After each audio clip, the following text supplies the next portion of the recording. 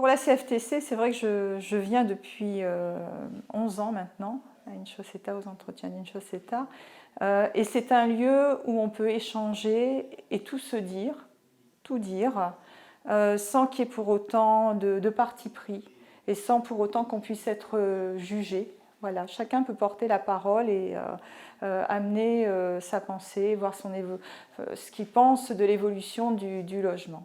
Moi, je travaille dans le logement social depuis bon nombre d'années et pour moi, ça me permet d'avoir certains repères et certains comment dire, déclics que je n'ai pas forcément quand je travaille au quotidien. Et c'est le brassage des intervenants qui viennent de milieux très différents qui permet justement d'avoir ces déclics et de voir au-delà de milieu professionnel et du milieu syndical auquel j'appartiens.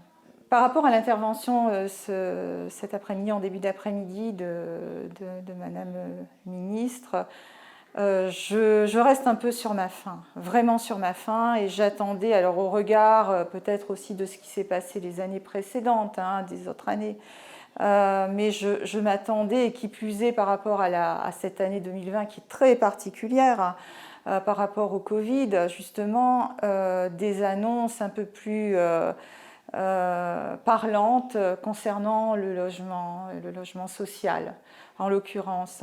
Alors là, c'est vrai qu'on part sur le point de rénovation, de réhabilitation thermique. Certes, ça peut aider les locataires à diminuer leurs charges, mais sincèrement, je me demande concrètement comment on peut y arriver. Il n'y a pas eu vraiment d'annonce très précise.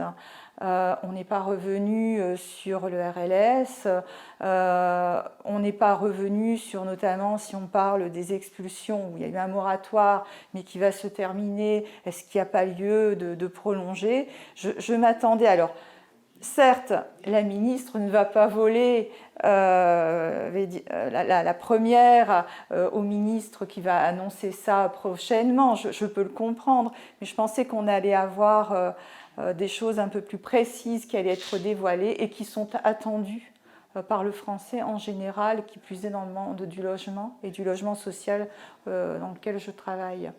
Je n'ai pas senti vraiment l'impact de cette crise Covid et des changements qui auraient pu avoir lieu dans les orientations concernant le logement.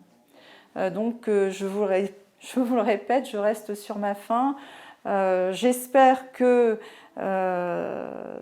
des annonces plus précises seront faites concernant ce plan de relance qui arrive aussi un peu tardivement.